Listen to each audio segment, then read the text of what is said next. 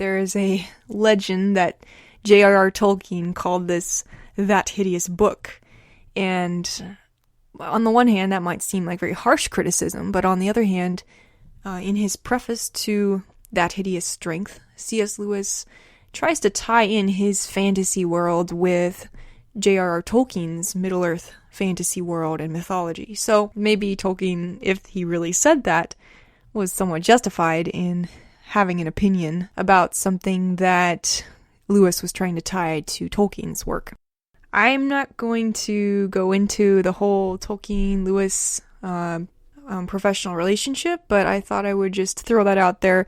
It's basically how I feel about this book, and it's funny because I really wanted to like it, and I started out with such high hopes, and I actually loved the first part of it, but as it went on and on and on, I kind of became more and more frustrated with That Hideous Strength, and honestly, it was a book that has taken me this long to review. In fact, I stopped my pilot season of Classics Considered just right after I read this book because I was like, oh, how can I talk about this book? This book that I wanted to love so much and which has turned out to be a huge disappointment. And I thought about, well, I could just write a book review on my blog. I could just, skip this. But, when you have an episode called Part 1, I'm such a completionist. I have to have a Part 2. And I want to be honest and talk about books that I love, but also books that I kind of hate. So that's where we are with this book.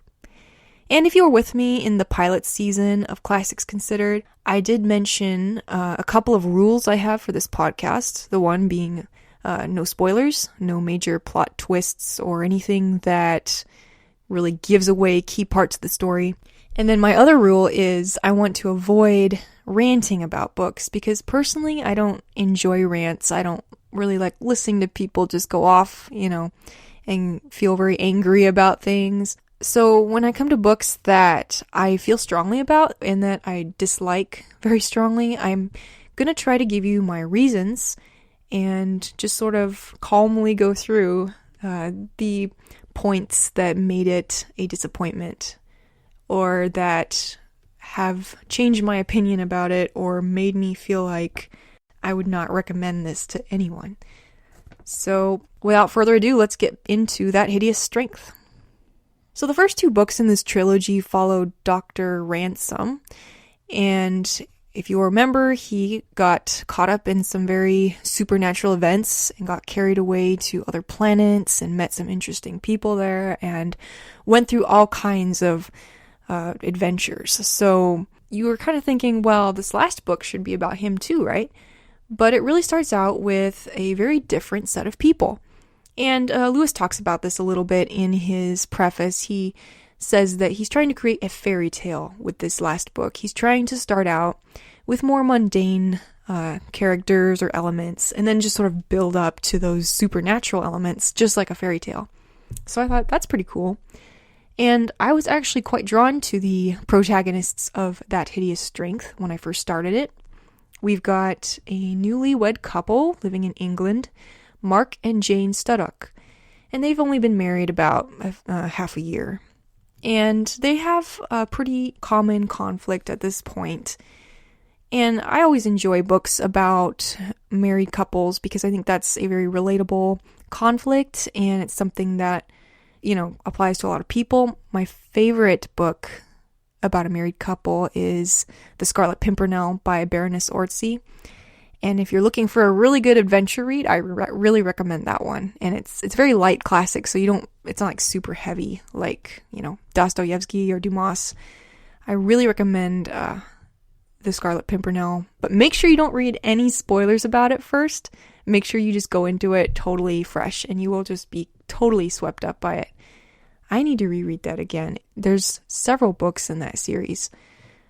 But yes, the protagonists are a married couple, and it's just very, very poignant and beautiful the way it wraps up. But enough about that book. Getting back to That Hideous Strength, we've got Mark and Jane Studdock, and while Mark has kind of settled down into married life almost too easily, he's kind of decided to, take advantage of his marriage. He kind of spends a lot of time with his coworkers at the University of Edgestowe. Edgestowe is where they live. And he has a fellowship there, and he spends most of his free time with those guys and just sort of hanging out with them and not really spending quality time with his wife Jane. And Jane feels like the honeymoon phase ended way too soon, and she's just feeling very lonely at home because although she is studying for her PhD, or trying to, she also is staying home and keeping house and doing the things she thinks a wife needs to be doing. So Jane is really trying to make her marriage work and have a happily ever after, and then Mark is just sort of not being there for her when she needs him. And one of these situations where she really needs him is she's been having these horrific nightmares that she just doesn't understand, and she doesn't feel like she has anyone to talk to or anyone to sympathize, and she feels like her life is just sort of put on the sidelines for his career and his personal life. So that's the premise. That's where we're starting.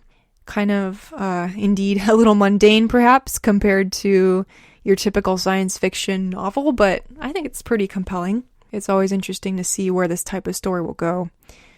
And then on Mark's side of the tale, we've got his position at the university, which is pretty prestigious, but he's also kind of one of those people that really wants to be in the inner circle of things.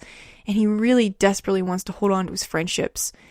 And in order to do that, he has to associate with some people that may not be the best associates for him. And then on top of that, we've got the university itself, which is in the middle of this business proceeding. They're thinking about selling some land to the National Institute for Coordinated Experiments, otherwise known as the NICE.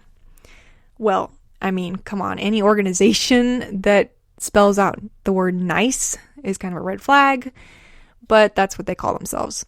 Mark becomes really interested in the NICE, this institute that's trying to buy land from Edgestowe, and their influence starts to grow and gain power in this university town. And then while all that's going on and he's becoming really entangled in that, Jane's nightmares continue, and she ends up going to this mysterious woman named Miss Ironwood, who has, some insights on these things, apparently. And through Miss Ironwood, she gets to meet Dr. Elwyn Ransom. And he is even more mysterious because he seems to be in contact with some supernatural powers. And that's where her dreams start taking on some meaning. So, really a great plot to start with, and I was really drawn into this first portion.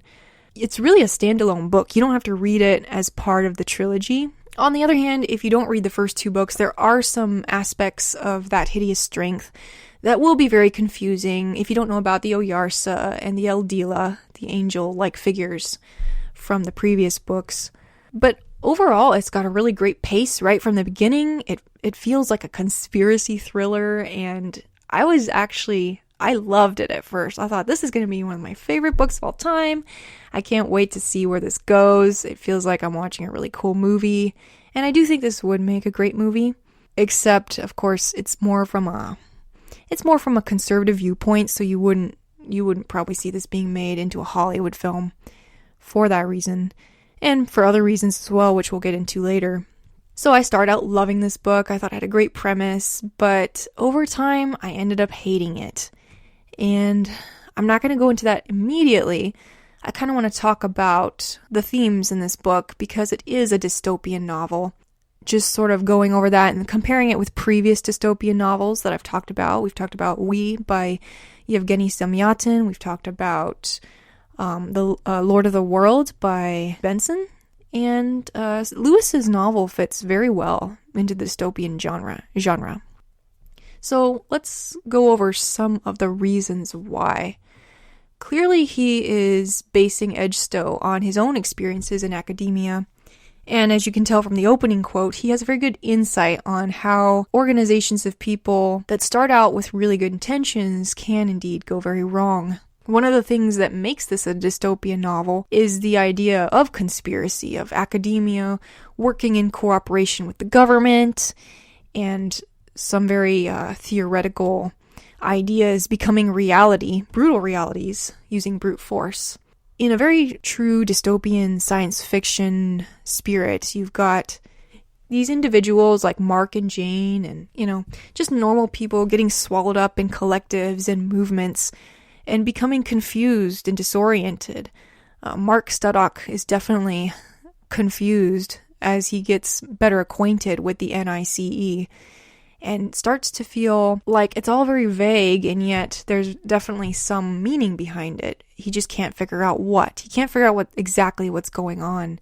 So it's kind of like a Kafka novel at this point. You've got someone wandering in a maze of bad events and confusing situations, and some supernatural ones as well.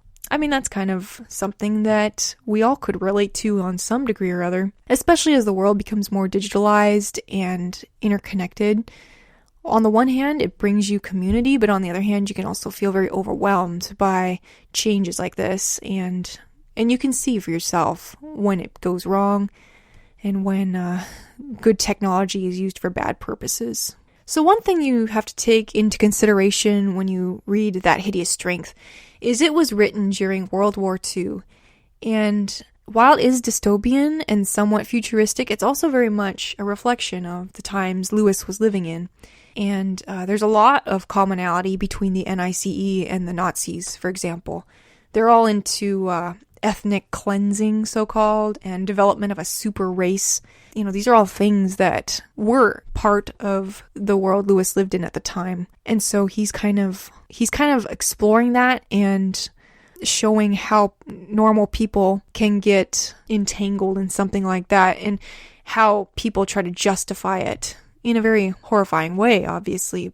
That's one thing Lewis is really good about, is presenting these kind of situations and characters, and instead of making them like cardboard cutout villains, he kind of gets you to a place where you understand why they are successful, why they manage to get people on their side. And Lewis is very good at writing about charisma.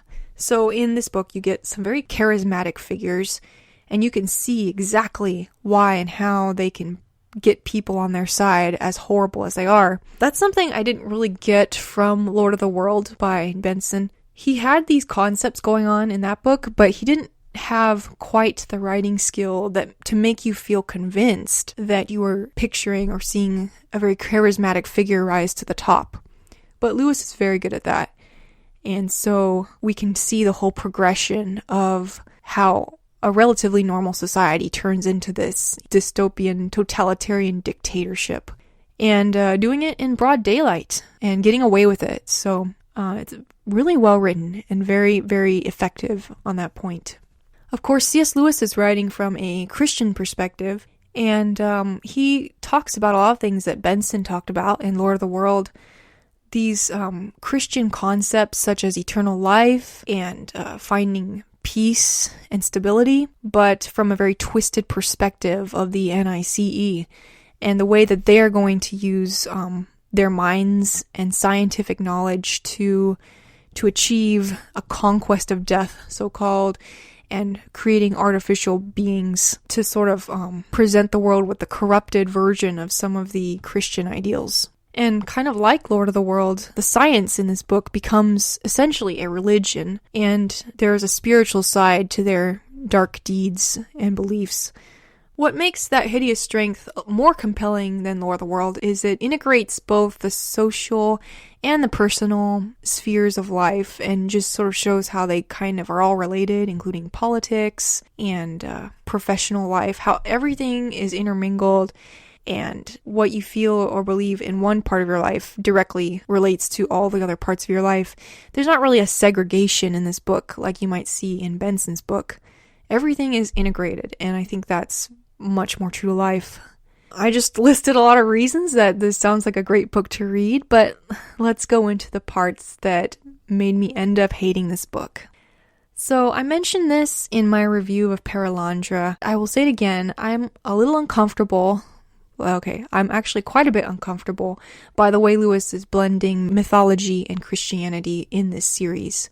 And, it's something you kind of go into expecting, and I'm not saying that he's trying to, he clearly says in his preface this is all fantasy, and, that's fine, but I feel like he takes it too far, and it really makes me uncomfortable to, see, for example, like the King Arthur legend being kind of weirdly integrated into the Christian history. It's pretty off-putting, even in a fantasy book. And I know he probably meant well, but again, I feel like he took it too far.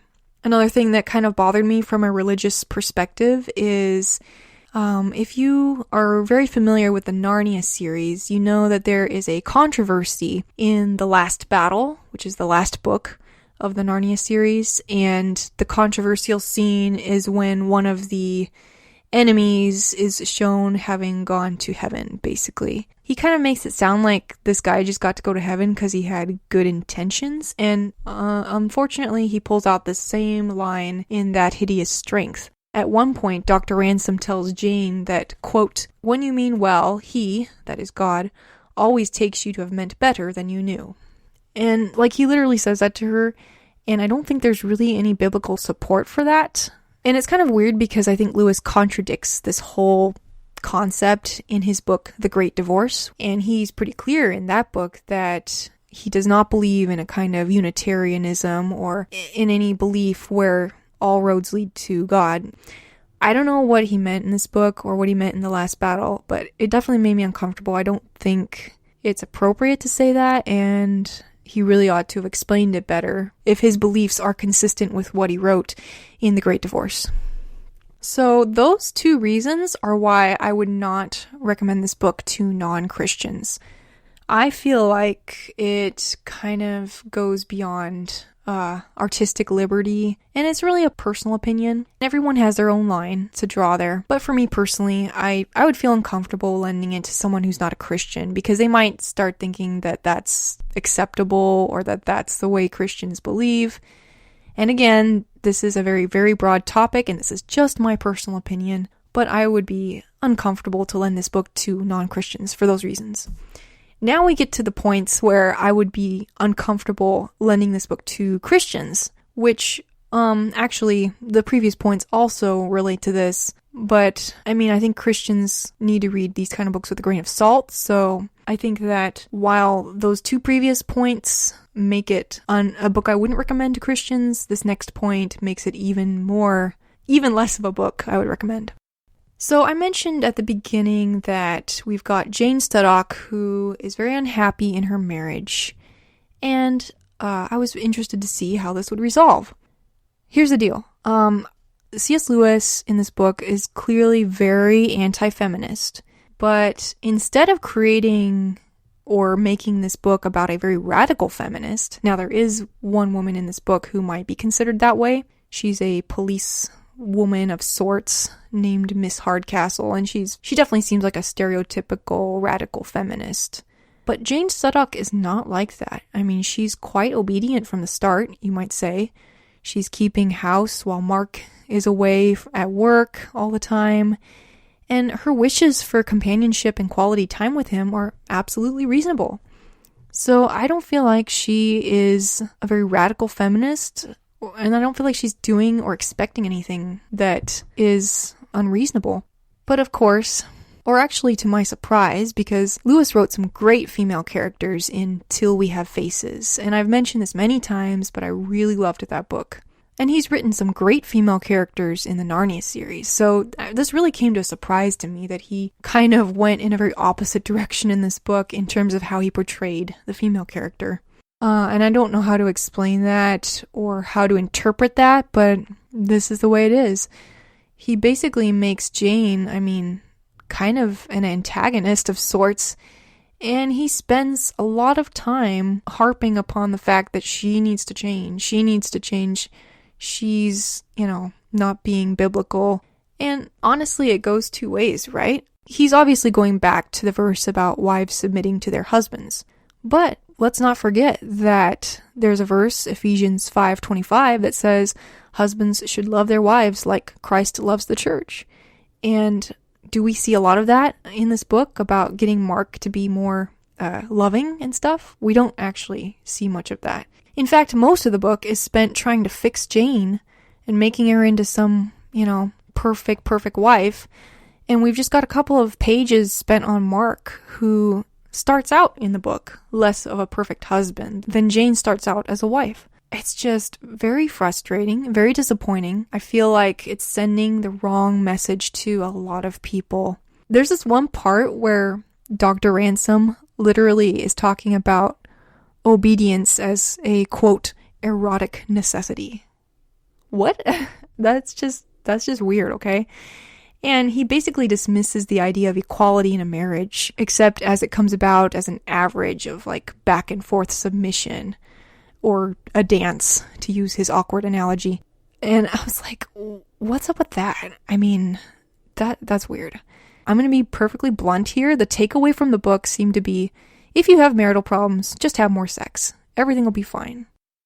And that just seems weird. Like, clearly there's some emotional problems here and some communication problems, and Mark really needs to be a better husband and do his part. But yeah, I felt like he got off the hook there. Again, I feel like this is a dangerous message.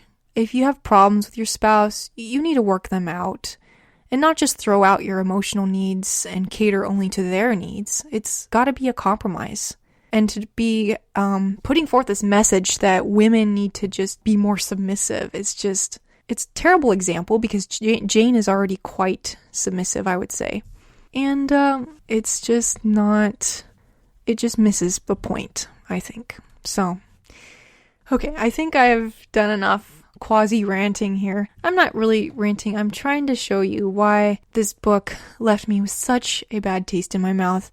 And why I can't recommend it to anyone. In fact, so I have a bookshelf, okay? A physical bookshelf. And I buy books, and I bought this whole trilogy because I thought, well, I had high hopes for it. But here's a series I can't really recommend to Christians because it sends the wrong messages for some very critical topics. And I can't recommend the book to non-Christians because I feel like it embodies a lot of negative stereotypes. And it, again, sends the wrong messages. And that's not a very good representation of our faith. So for those reasons, I'm going to be probably getting rid of this series, which is kind of sad. I'll probably talk about this more in a future episode. But for me, when I look at a book, it's got to have a great message. It's got to have a message that's worth listening to. Because ultimately, you take away the prose, you take away the beautiful writing, you take away the nice characters, you take away the setting and the old-timiness or whatever it is that makes you like a book. And you gotta look at the message. What are they trying to say? And how can we learn from these books? And if you can't learn from it, or if it's not gonna make your life better, then why have it in your life? So that's all I had to say about That Hideous Strength. Again, I can't really recommend it, but if you want to read it with a very, very large grain of salt, then you might get something out of it. Again, I did find it pretty entertaining, and it's written with Lewis's characteristically great writing style, so entertaining, but not worth it in the end, which is sad, but gotta be honest. Thanks for joining me and listening to me go through a book I did not particularly like, but I hope we will have many more reviews of books that I love, and that this is just one of those. Just gotta read it and move on.